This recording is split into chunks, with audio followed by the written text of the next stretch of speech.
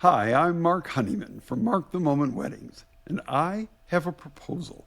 What do you say we have a conversation with one of Metro Detroit's most talented wedding professionals? As a wedding officiant in Southeast Michigan, I see these inspiring individuals in action almost every weekend.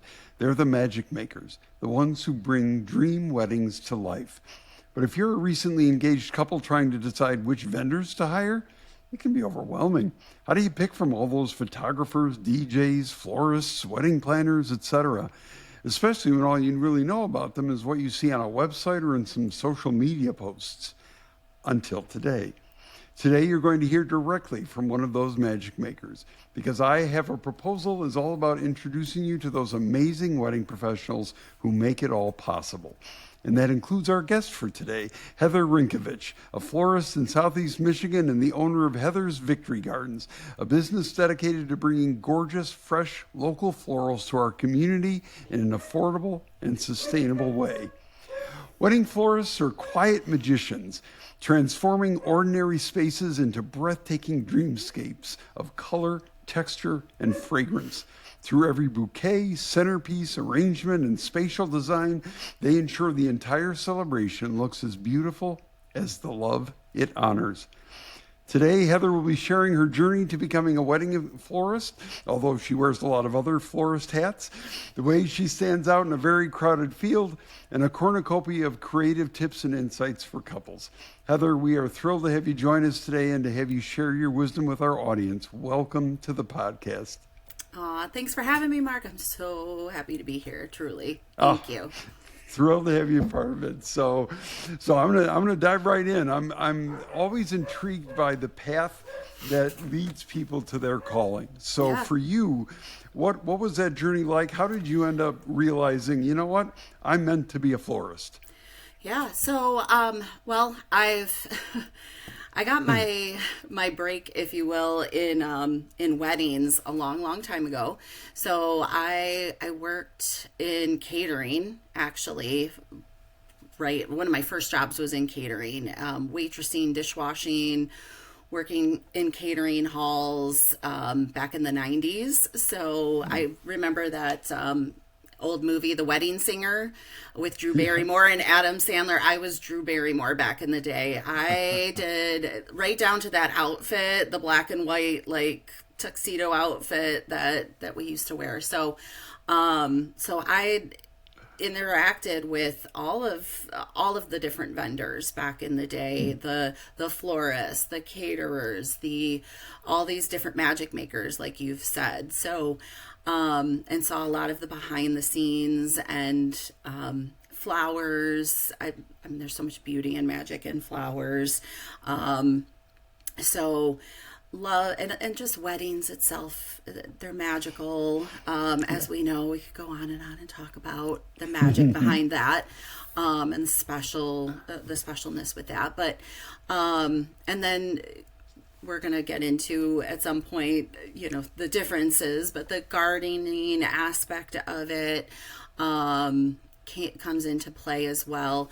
But so after catering, I went on into actual schooling, not for floristry, but higher education is my actual background is in higher education. And when I went off to college, I was studying, but I needed a break from academics, and so I would go and take night classes, creative artistic outlet night classes at community centers around town in Troy, Royal Oak. And I met this amazing mentor who was teaching these adult evening classes in floristry. And for decades, 2 decades really, I just took these night classes in floral design, and I loved it. And I learned so much about the floral industry through this mentor, and I started doing just weddings for friends and retirements and showers, and taking those things that I would learn in those evening classes. And I didn't have a home and a yard of my own yet to start my own gardens, but I would work with my mentor and take what I learned in those classes and just do small gigs in between my, 9 to 5 job, paying off my student loans and things like that. And then, eventually, once I got burned out, those many decades later on my, adult job, real job, in 2020, I look back at what my passion was and what I was, what really made me happy, and where I really saw a space, or maybe I could, pass that magic and happiness along. And it was going back into that area of floral, and where, I had a business degree by then. I had an arts degree by then. And then I had all of this 20 years of taking evening classes in floral design. And I'm like, well, maybe I could combine all of this and actually become an entrepreneur myself doing what I love. And that's Right. Heather's Victory Gardens now. I love that.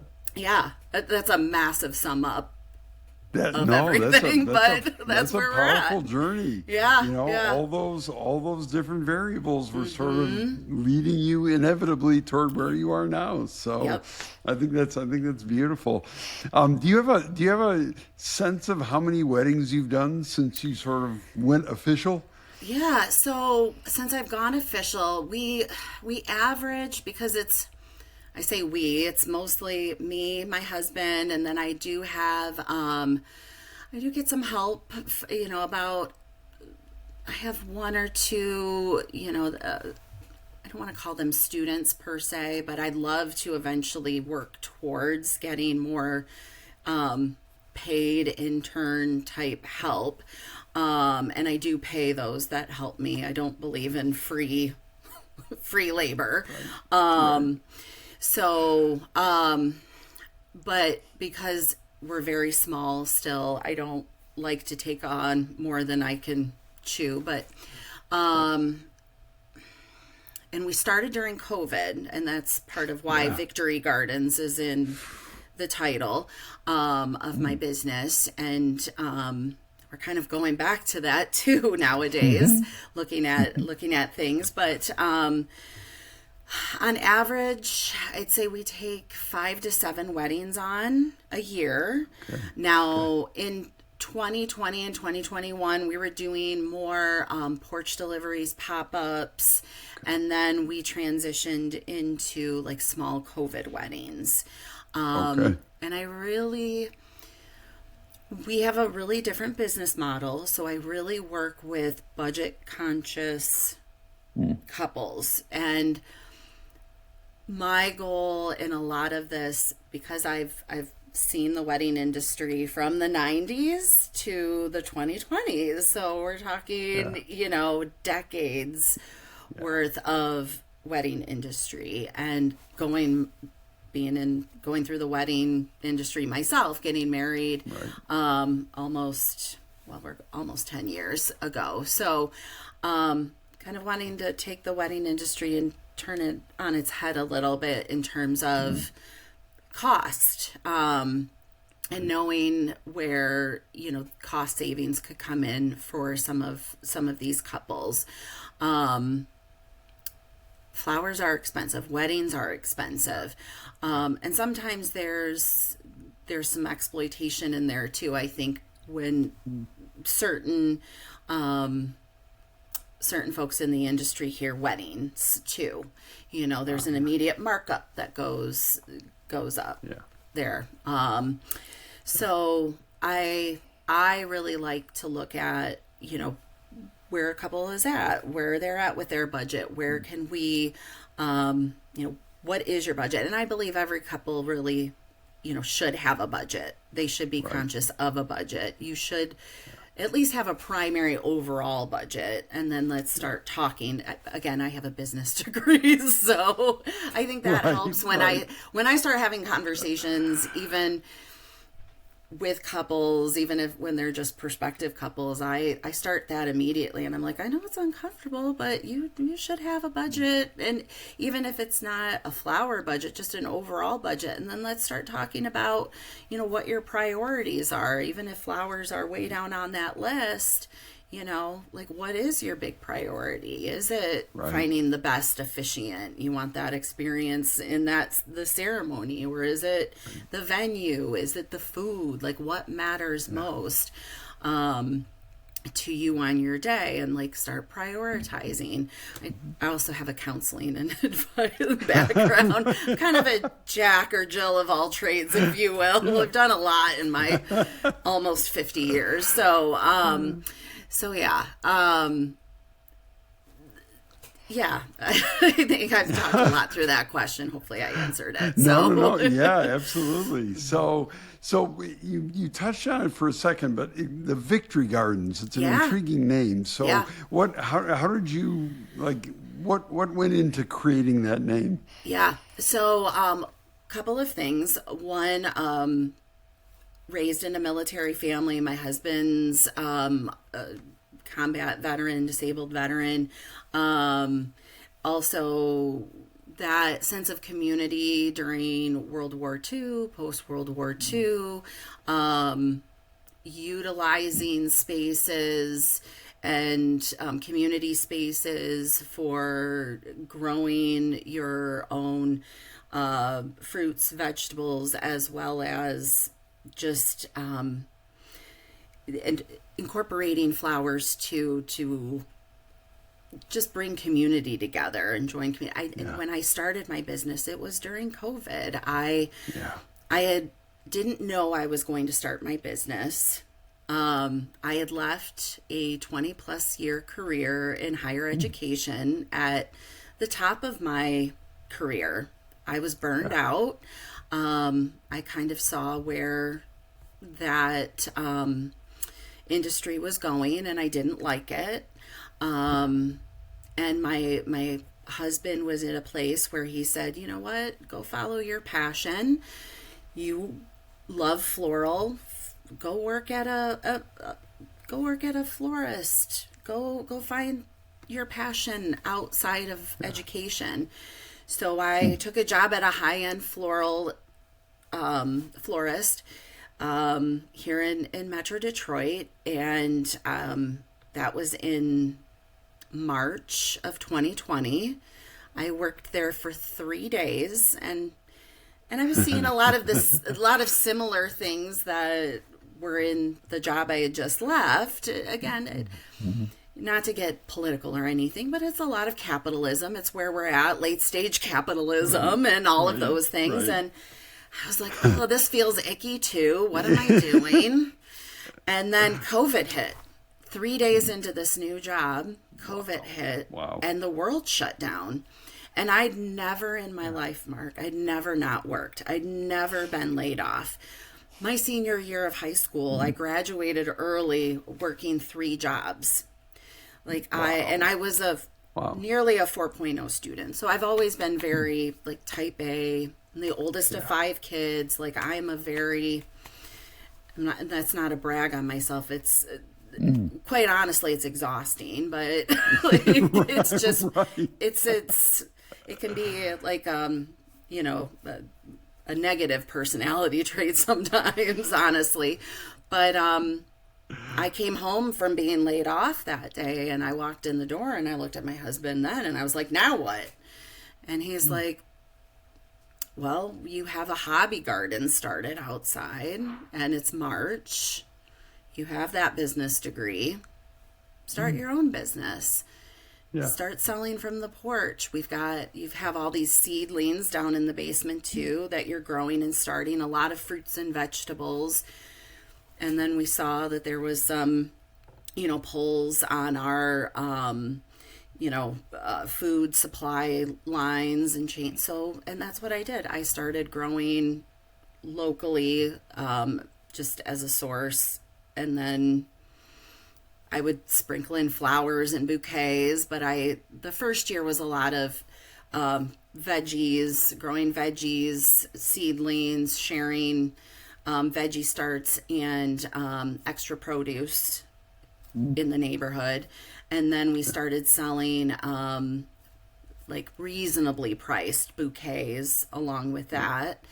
And then our good friend Priscilla caught wind of that. The following year, I started doing pop-ups outside of a coffee shop in downtown Royal Oak and doing more like floral sales. And then that would support, growing and buying more seeds. And in the spring, I still sell veggie starts. We still do that. That happens every spring, so we still do those types of things. I still do garden tours, train on doing victory gardens, rain gardens. I still work with Girl Scouts and other volunteer community groups. We're starting a co-op here in Clawson, where I'll be doing some stuff with them. So, but the idea of victory gardens again comes from, having those community gardens, sharing the space, like that's where that comes from. And so beautiful vision. I love that. Thank you. Now you mentioned, or at least on your website, it mentions floral farming. Yeah. And I don't know that I'd ever heard that term before. Like what how many florists actually do their own farming? What are the advantages to having a farm for both you and your customers? Yeah. So, flower farming is another thing that probably became a big thing out of COVID, because a lot of us were back home and working from home, had a lot more time on our extra time. I shouldn't say a lot more time, but extra time, like where we're at home, we're looking at our spaces, going, okay, what can we do at home now? How can we utilize our spaces at home? Which we should have been doing a lot more. A lot of us don't need to be, if we're not in an office space anymore and we're at home, how can we be utilizing our property better and more? So, I always been a gardener. I've learned a lot of that. As soon as I bought my home, I brought my grandmother, she's since passed, but she was one of the first people. She has an amazing green thumb, or had one, and I brought her in to help me kind of figure out. I'm just shy of a quarter acre, so we're on a lot and a half, and yes, we're in Clawson, so we're in a city environment, but there are flower farms kind of popping up here and there, suburban, urban, not just in, more rural spaces now. Right. But there's a huge benefit to my clients, and it's a cost savings because I don't have the overhead that a traditional florist would have. So I don't have a storefront. I have a small greenhouse, and I meet with my clients right here. We do every bride and groom or couple. We don't discriminate here at all. So, or couple, they get a tour as part of their package, if you will. So they come out to the Victory Gardens and we do a tour. We look at everything that's growing here, and that doesn't mean they have to use what I'm growing. Right. So I do partner with other florists, other flower farms, wholesalers, so that way my couples will get what they want. But if they use what I'm growing, then they do get, there's that cut out of the middleman, essentially. Right. And flowers are expensive because that middle piece is that there's a lot of cost there in getting, flowers come typically from out of the country, Central and South America, sometimes from Canada. Obviously, right now, we're not getting a lot from Michigan unless they're being grown in a greenhouse or a cold frame or something like that. So, essentially, they're getting their floral direct from me. So it's going to last longer because it's really fresh. Like, if you're getting it from a store or even from a florist, it's been transported in and you don't know what it's been used to fertilize and preserve it as well. So, so there's a lot of benefits there, both cost and that also plays into cost in terms of how long your product's going to last you too. So. Right. Yeah. No, that makes sense. So you started doing weddings. Based on what you've seen with the weddings that you've done, why is a great wedding florist so important to the overall success of a wedding? Yeah, I think there are a couple of things. For me, I use a lot of intention in mine. I listen to my couples. I pay attention to things like culture, like what the vibe is, if you will, themes, likes, dislikes. When I bring them for me to the gardens, I'm asking, not just like smells and colors, but like textures. Like what about that don't you like? What about that particular flower do you love?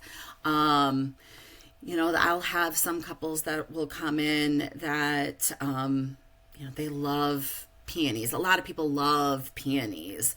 But you can only really get peonies in June. But most of a lot of our weddings, I don't know if you've noticed this, Mark, but we have a lot in Michigan that are shifting to fall weddings. I mean, almost all of my weddings have shifted to fall. Yes. I've got one Saturday in September this year where I've got 2 weddings in one day. Yes. They just descend on, you know. Yeah. Yeah. And like I was a July bride, but now if I could go back and do it, I would do a fall wedding myself. I mean, Michigan in the fall is so beautiful. Not saying like spring is gorgeous too, but we just, for whatever reason, I think fall is just a pretty temperate time in Michigan now. We can almost count on fall now, where we can't count on spring and summer anymore. Right. It's either going to be too dang hot, or it's either going to be really cold or really rainy in the spring. We just don't know anymore. But I think for what is important is a lot of times florists they're part of both the ceremony and a reception. They're consistent through the whole timeline of the wedding, and sometimes a shower too. So they're part of the whole day, and they touch almost every facet, almost every main player of the wedding. And a lot of personally too, I feel like I just make it a point to really be intentional because of that too. So at least for me personally, that's why I think it's important. So sure. And they have a lot of meaning, and symbolism. Right. And the way you just described that actually brings me to a question I was going to ask later, but I feel like this is a good spot for it. I'm going to see, you're coming from somebody who's florally inept, okay? So I'm going to ask this the best way. People always say that, but you're probably more knowledgeable than you think. So I appreciate it. So when you think about you've got the 2 main cogs, right? You've got a ceremony and then the reception. Do you consider yourself also sort of a bridge or a conduit from the ceremony to the reception? Like, you were talking about being intentional, right? Do you consider yourself intentional in helping transition out of the one into the other, or are they just 2 distinct entities? I think it should be transitional, personally. I mean, I especially if I think most weddings tend to carry a theme or some sort of, I call it a vibe or a feeling or an emotion that they're wanting to bring to the day. So to me, I feel like it shouldn't be some like juxtaposition from one to the other. It should flow, you Yeah. know? Yeah. And for me as well, like I'm one of those that's also budget conscious. Again, this could also be because of the way I grew up and the way I just choose to run my business. But I tend to also create things that can be utilized from the ceremony back over into the reception. So things have pulled double duty. So you're Yeah. not, paying for things twice. Right. Right. So, and a lot of I've seen a lot of my couples, in the past, during the reception, couples would have these big ostentatious centerpieces at every table. A lot of couples are getting away from that. One, it's a huge cost. Two, like people can't mingle and talk, across the Yeah. table. People aren't, and people are utilizing different tablescapes, Right. using more intimate tablescapes like candles and garlands and more greeneries and things like that are warmer and more inviting for conversation and more budget conscious. And Sure. then we're pulling in things like arbors and other maybe ceremony pieces for like the sweetheart table or pictures or other things that can be utilized during the reception or if we're utilizing any sort of arrangements down an aisle, let's say, then we can bring those arrangements back in and use those maybe as centerpieces or, Yeah. around the room somehow in the Right. reception.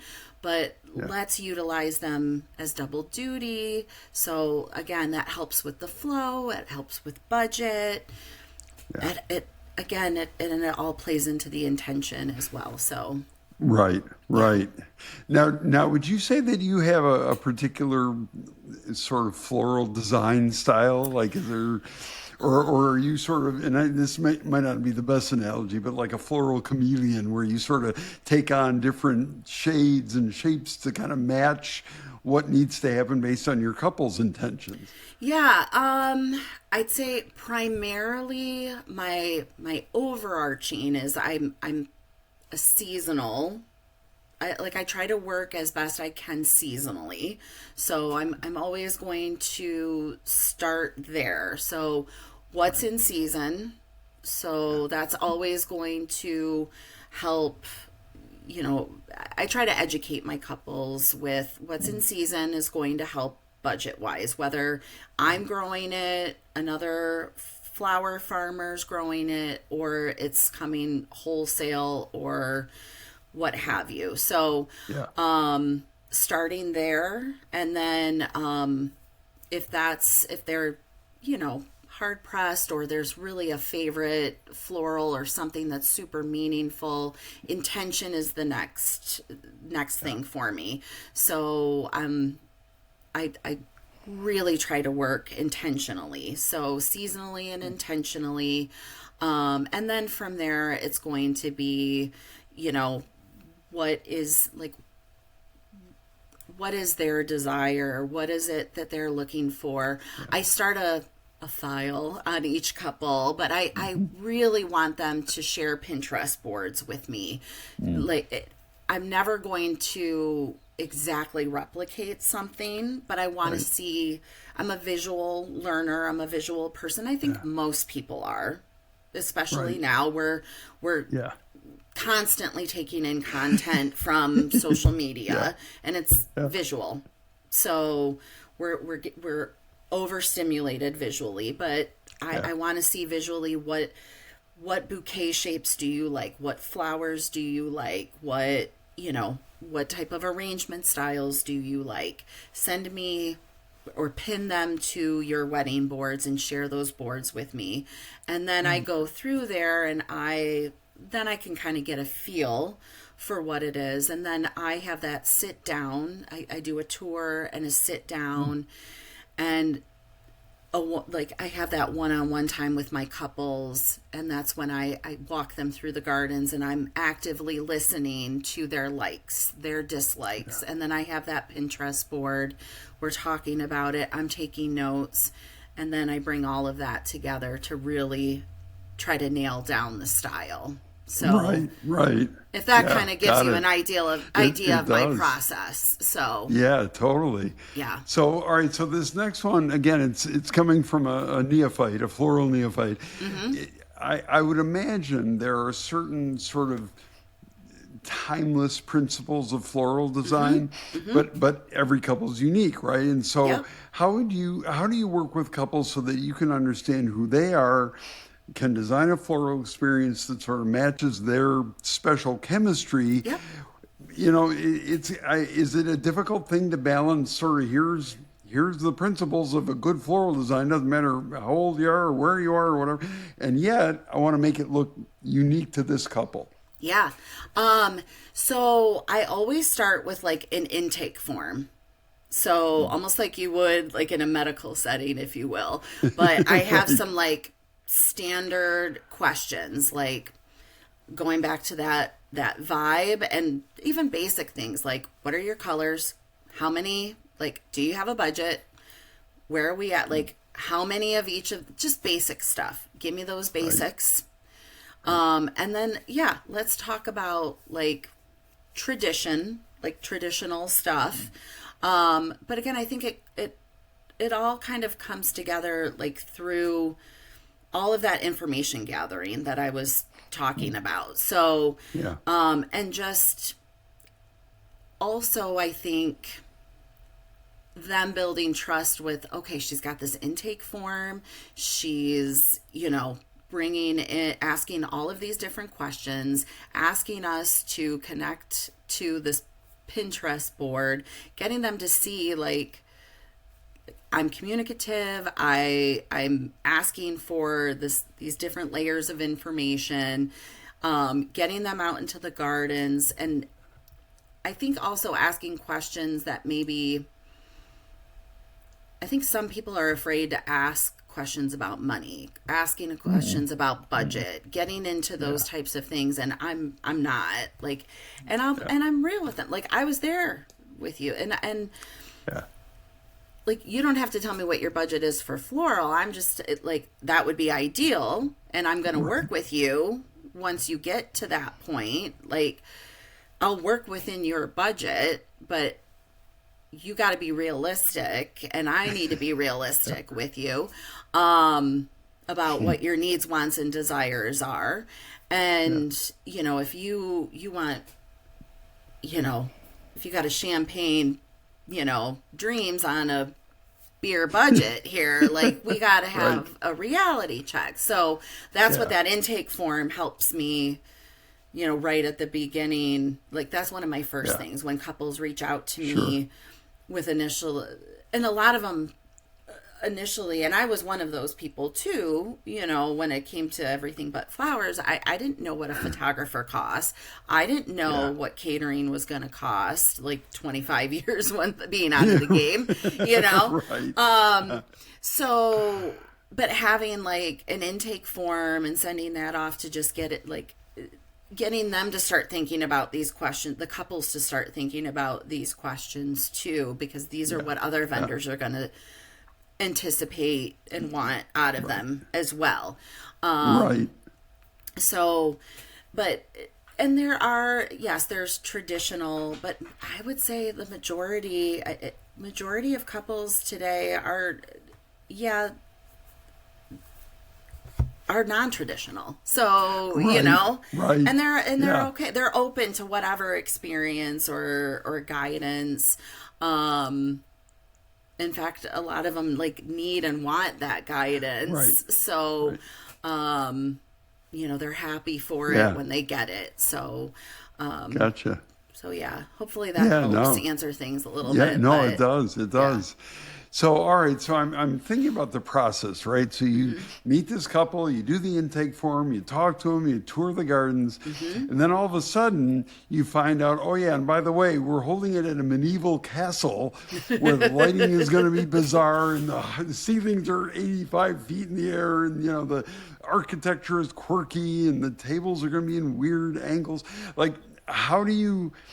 How much adjusting do you have to do after that initial sort of feeling out period when you're like, oh, this is where we're holding, or is that Yeah. a part of the early It's conversation? part of, yeah. So the tour doesn't actually have the tour of the gardens. I don't do until we're about like a month out from the wedding. So that's one of the last things we do. The intake happens at the front end. The tour is kind of, all right, let's go over final numbers. You probably have your RSVPs in. Let's make sure we're all on the same page, because most of the time I'm not doing like my final floral orders or doing my cutting until really the week of, like, or 2 weeks out. So Right. I don't even need the deposits or anything until about 2 weeks from the wedding. Because that's when I'm like really hitting my ground running, because Right. for me, like flowers aren't going to be fresh until about like a couple days out. So I'm not picking Yeah. anything up or doing anything with flowers until really the week of. So we're not sitting down to do like a final check or doing the tour until about a month before the wedding. But that intake form, and then I'm checking in and I'm doing like updates.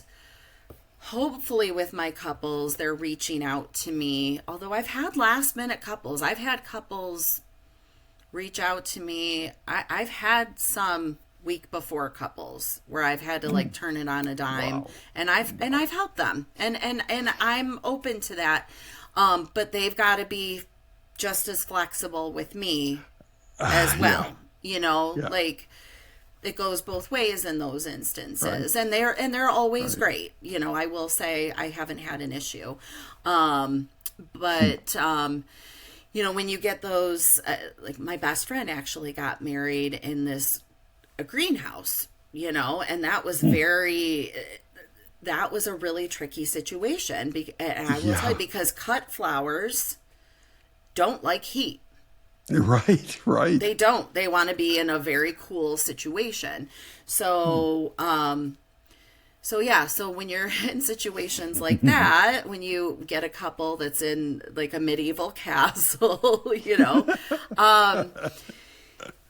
that's part of those first couple of months. That intake form helps. That's part of where, who, what, when, where, how, why. Like, where's this at, and how many tables? What's the room look like? Going out with Right. them, taking a look, doing a walkthrough.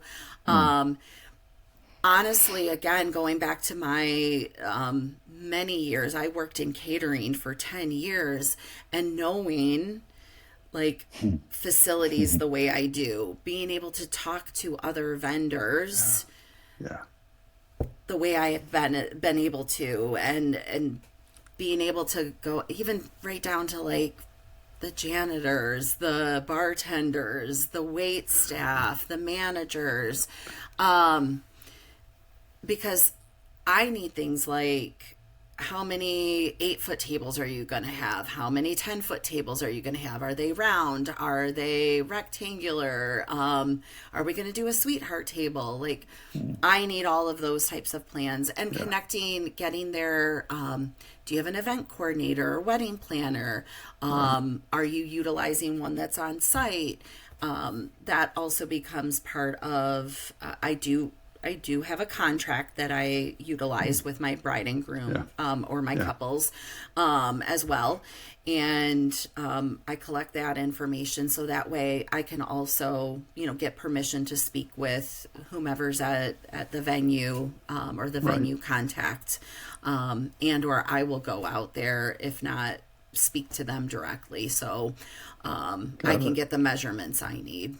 So Gotcha. yep. So, So, as I listen to you talk about sort of your philosophy, I suspect I know how you're going to answer this next question, but I'm going to throw it out there anyway. So, some even beyond weddings, but just some vendors, some professionals who interact with the public are come one, come all. And others have a very sort of niche clientele that they sort of aim for or welcome with broader open arms. How would you characterize sort of your sort of ideal couple, if you even have one, or are you just Yeah. sort of the door's open and whoever I can help, I'm going to help? Yeah, honestly, the door is open to anyone, but I've only had this once, but I have had to refer a couple on just because, like, there are sometimes, like, if your wants and needs are maybe bigger than something that I think, I mean, sure, would I love to do like a $10,000 or $20,000 floral wedding?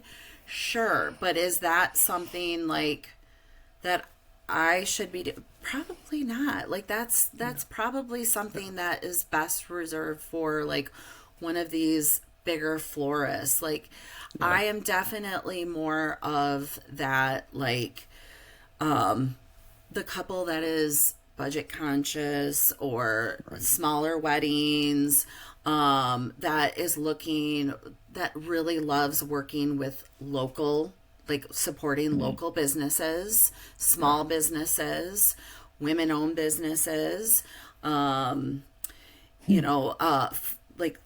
that knows about the floral farming industry or the grow local, may want to participate in that or is interested in, wanting to know more about that.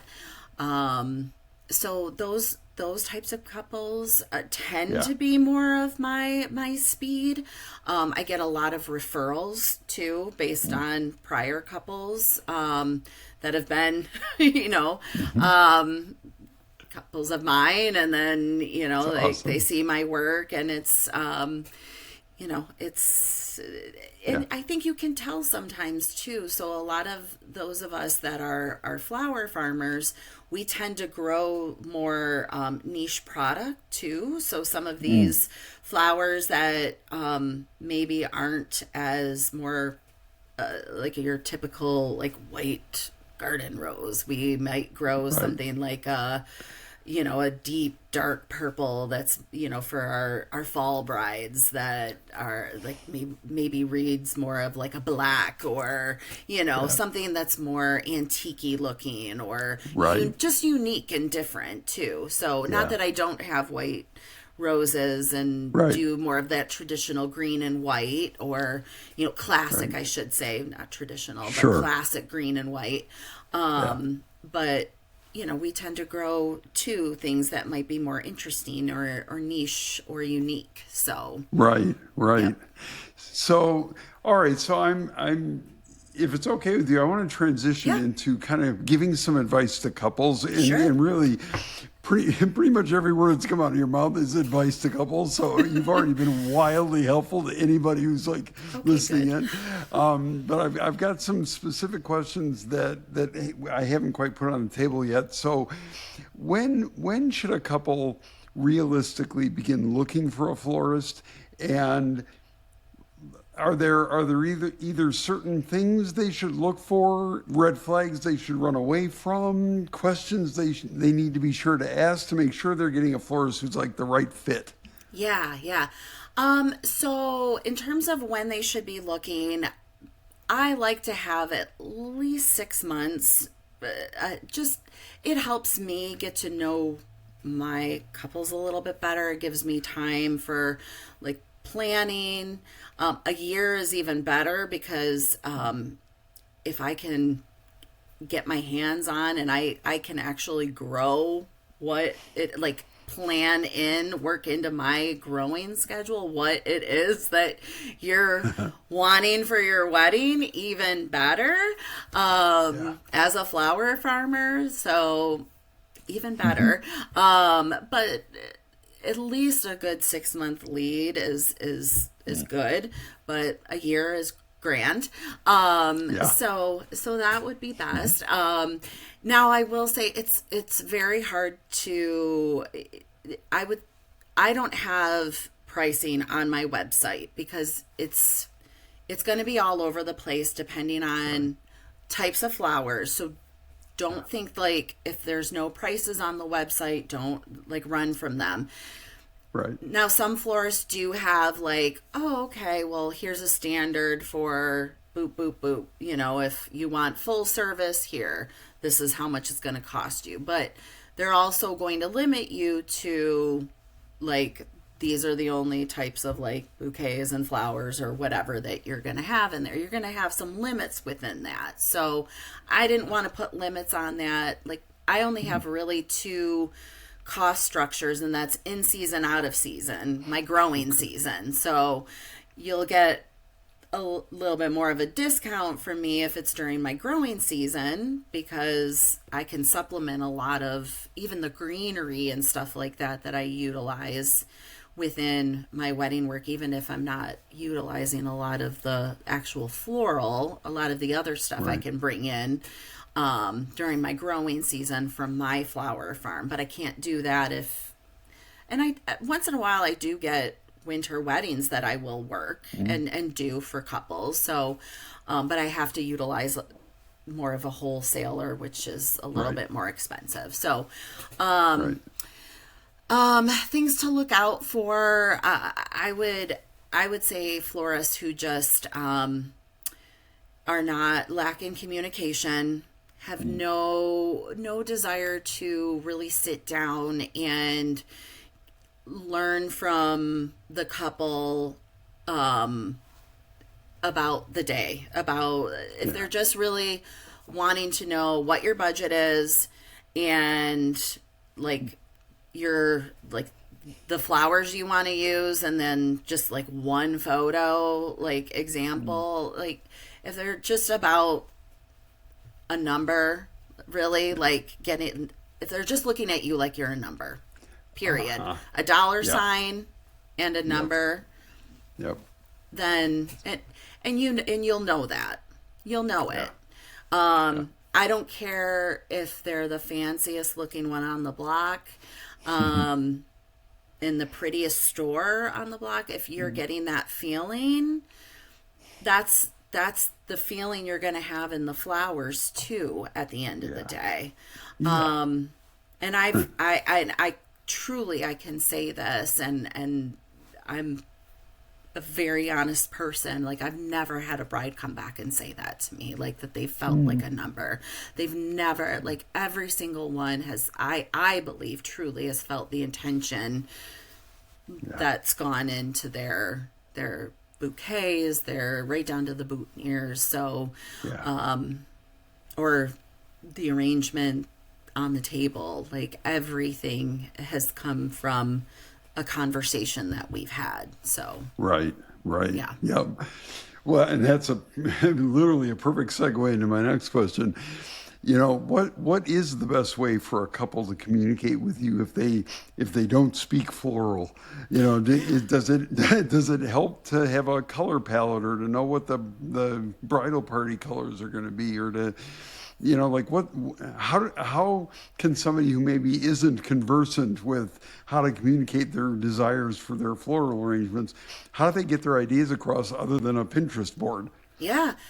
Color palette's a great place to start. So if whatever, what are the bridesmaids wearing? If you have a bridal party, you know, what is there a theme or a vibe? Like I said, is there something, you know, what are the bride or the couple's like favorites? Like where is the wedding? Is it indoors or outdoors? What are their likes and dislikes? I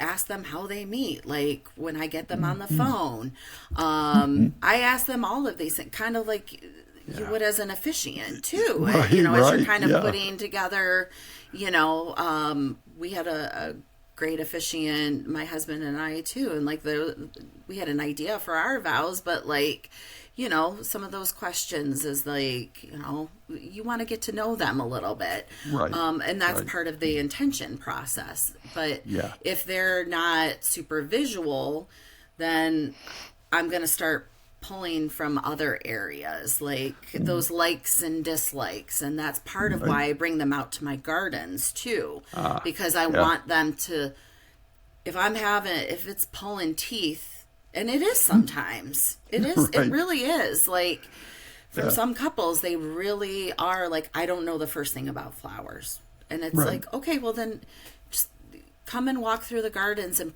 point out to me what you like and what you don't like. Yeah. And the don't likes are just as important as the likes, truly. Yeah. And I want to know not just the colors, but the shapes, because that matters too. Like, do you Right. like a full flower, or do you like a rounded flower, or do you like more of a tubular shaped flower? Do you like a lot of green, or do you like, you know, something that's just flower heavy? Like there's, and getting them in front of me to like visually start looking at things and asking those questions is super helpful too. So, Right. and if it's not Pinterest, then, you know, a lot of it comes through conversation. You know, that's Right, where I'm at. right. Like I'm one of those people sometimes that can just pick away at a conversation to pull it up. So, Right. Yep. Got it. Yep. So is there a, from your experience, is there sort of a common mistake or a common regret that a lot of couples that you've seen over the years have had when they look back on things and they're like, oh, I wish I only had, or I wish I hadn't, you know, just something where there's just sort of a stumbling block that a lot of couples don't anticipate? it doesn't have to do with flowers. Okay. It has nothing to do with flowers. There's one theme I see, and it's advice that I give all my couples, and it's something that I've experienced, and it's a theme that I see at every wedding, and it's a saying I have now, and it's that people are gonna people on your wedding day. And most of those people are your family, Right. or the people closest to you. That's really it. But honestly, I other than that, I'm just gonna go back to budget. That's the other space. So, Sure. outside of peopling, it's the budget. It's not setting up a budget, at least an overall budget.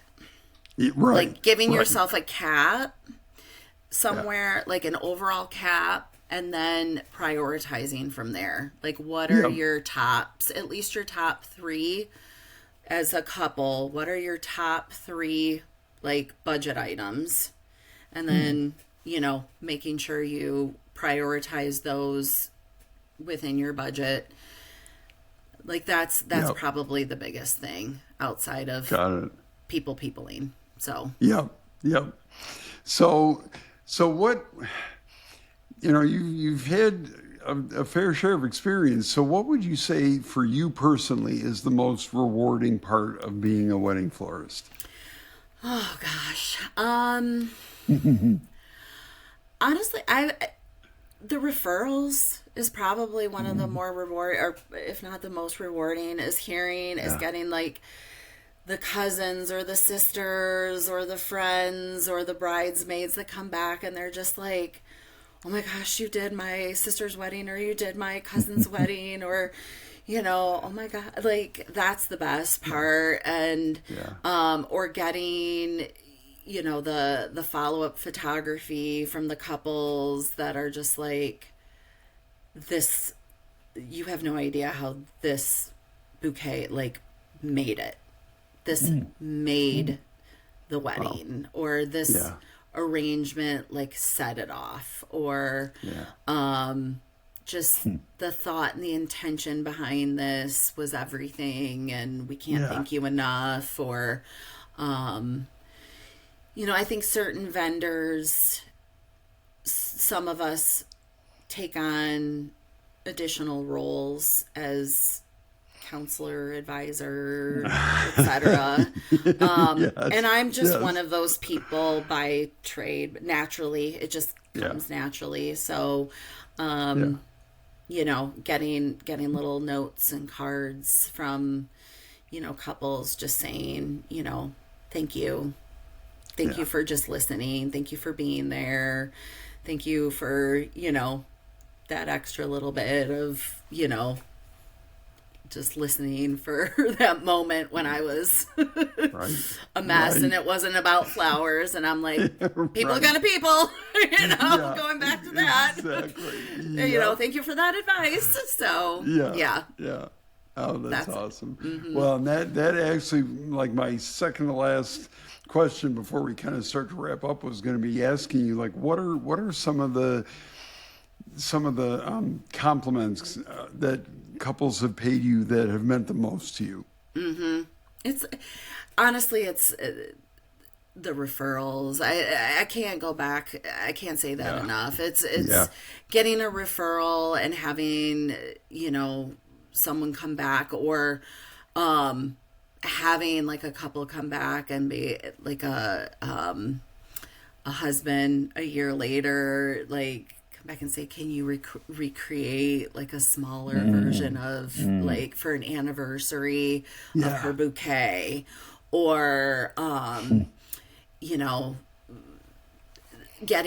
a bride having her bouquet pressed and framed and having like that, like, oh my God, I loved it so much, I had it like preserved forever. Like things like that are just like, those types of things are I mean those are the best. So totally. Goodness. Well, so all right, is there any question before I draw everything to a close, sadly, is there any question that I haven't asked that you wish I had, whether it's a planning question, advice for couples, something you do that not everybody notices but is magic, and they instinctively get that it's beautiful, but you wish they would understand the intricacy? Is there anything that you haven't talked about that you wish you had? I don't know. I think we've talked a lot. We even got people gonna people out, which is like oh my gosh. And I love that you talked about magic makers. I mean, that's really what I strive for. Like that's what I want to do. Like that's what the intention is about, is just bringing that little bit of magic when they look down and see, like, look at their bouquet or a boutonniere or a corsage or something, and they're like, oh that flower means something, or that's intentional, and Oh, that's awesome. So I have to believe that if I've got engaged couples watching, which I'm hoping they are, that they're going, ooh, this sounds good to us. So what is your mechanism for people to get the ball rolling? Do you have like an intake form on your website, or is there a phone number? Like, what's their best way to kind of start that process? Yeah. So they can go to my website, heathersvictorygardens.com. There's just an initial contact form that's just reach out, just tell me that you're interested in learning more about the wedding process. I'll send you an intake form from there. And that'll work. I'm also on Instagram, Facebook. So if you want to reach out that way, that's fine too. You can message me either way.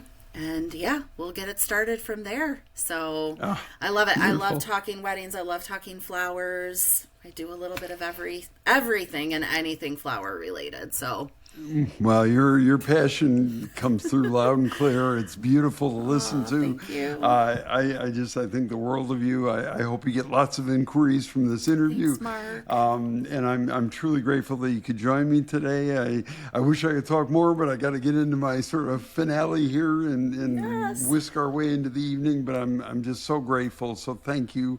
Thank I you. hope you get to join us again someday. And I would love and that. Thanks for all the Anytime. insights. You are Yes. amazing. Aw, thank you. Just anytime.